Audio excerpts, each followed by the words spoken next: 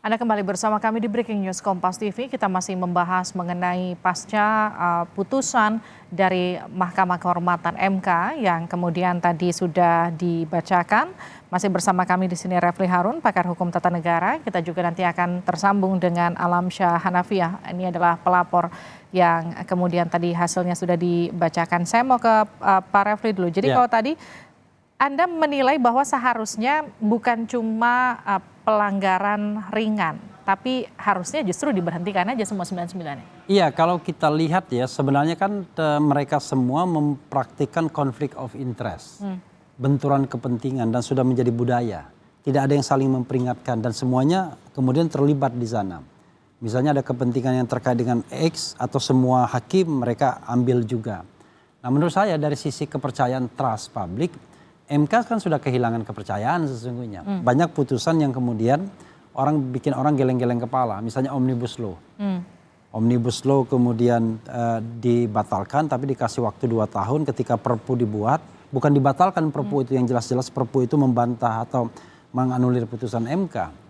Nah ini kan menjadi persoalan. Termasuk juga misalnya pergantian hakim secara nggak jelas seperti Guntur Hamzah kan. Tanpa proses yang transparan, partisipatif, akuntabel dan objektif misalnya. Karena itu menurut saya kalau kita bicara ada ultimate goal untuk memperbaiki MK ya tidak ada cara lain kecuali memberhentikan semua hakim konstitusi.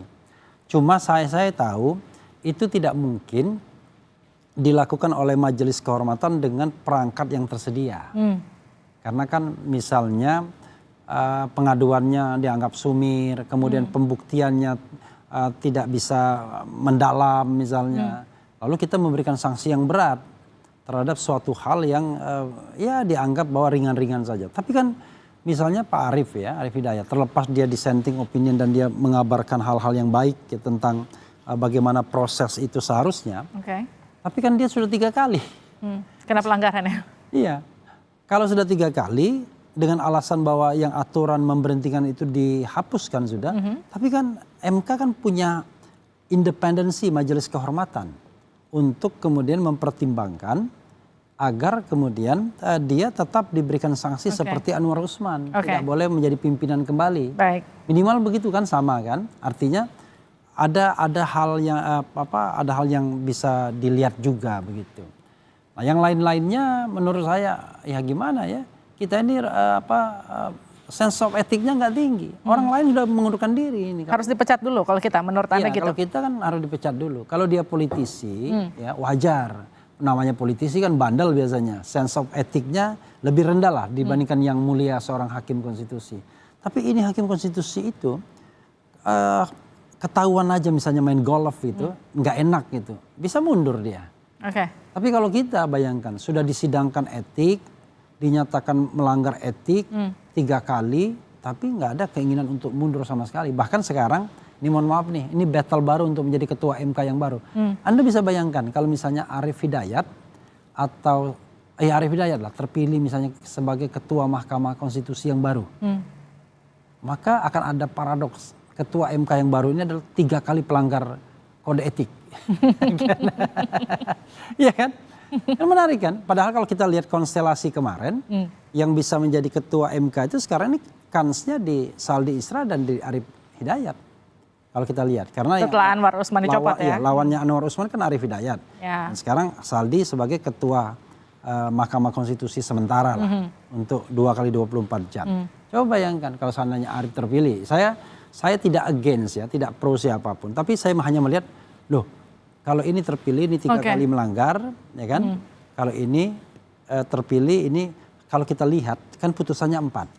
Dalam semua putusan itu dikatakan mereka melakukan pelanggaran secara kolektif dalam setiap pengaduan. Kalau kita kumulasikan sebenarnya 4 kesalahan mereka sudah. Bukan cuma 3 bahkan menurut catatan Anda. 4 masing-masing orang 4 kan berarti kan? Paling tidak dibuang di Anwar Usmannya, tapi di duanya kan disebut-sebut secara kolektif. Artinya mereka dianggap 3 kali melakukan pelanggaran. Ditambah 2 Arief Hidayat berarti 5 dia. Yang lainnya 3. Coba kita bayangkan bahwa Mahkamah Konstitusi ini adalah mahkamah yang banyak melanggar etiknya sendiri. Saya sapa Pak Alamsyah Hanafiah, ini juga pelapor yang tadi hasilnya sudah diputuskan dan dibacakan di Mahkamah Kehormatan MK. Pak Alamsyah, selamat malam. Selamat malam, Bu Levi. Pak Alamsyah, sudah dibacakan tadi putusannya. Anda Selamat puas malam. nggak dengan putusan MK? Yang jelas putusan MK malam ini mencerminkan ada kepuasan, cuman kepuasannya itu belum maksimal begitu. Karena di sini ya hakim Mahkamah Konstitusi ada 9 orang. Dari 9 orang itu totalnya dinyatakan semua melanggar etika. Oke. 9 itu semua melanggar etika. Nah, berarti cerminan daripada Mahkamah Konstitusi dengan tiang gedungnya ada 9 pilar itu akan dirombak supaya pilarnya itu menjaga wibawa Mahkamah Konstitusi. Nah, kemudian tadi kan ada perintah dari Mahkamah Kehormatan bahwa segera memilih ketua Mahkamah Konstitusi yang baru.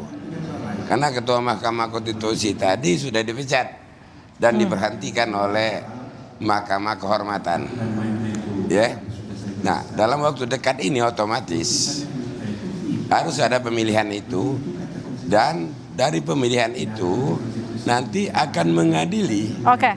Berdampak dia kepada putusan perkara 90. Baik.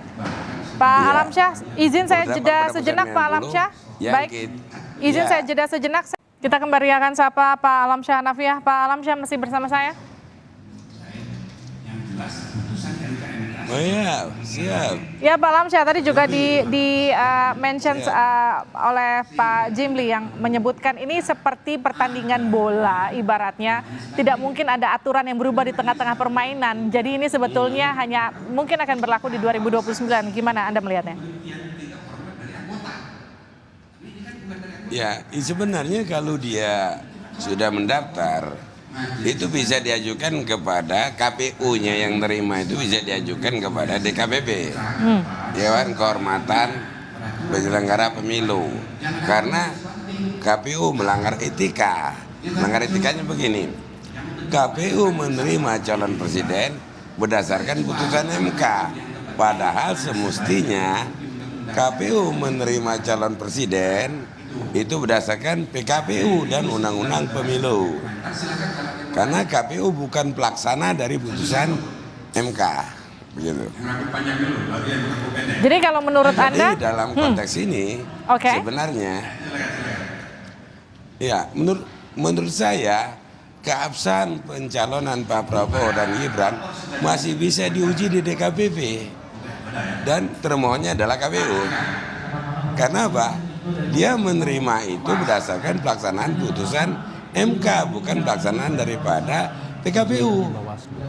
Semestinya rubah dulu PKPU-nya, baru dia menerima, baru melaksanakan. Itu. oke, Pak Refli. Kemudian, Iya baik. untuk putusan hari. Oke.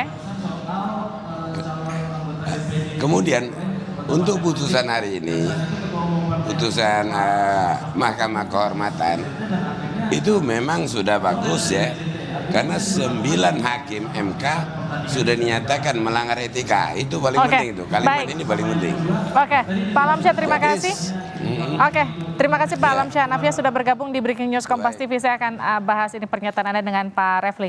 Jadi kalau tadi menurut Pak Alamsyah seharusnya putusan ini masih bisa diuji di DKPP. Anda melihatnya gimana? Bukan putusannya, tetapi Yes, soal Gibrannya, pendaftaran pendaftarannya. ya. Jadi kalau kita mau mengujinya bisa aja, tetapi bukan ke DKPP tapi ke Bawaslu. Karena Oke. Bawaslu itu kan kuasi peradilannya pemilu kita. Dengan alasan misalnya bahwa pendaftarannya tidak sah dari sisi administratifnya.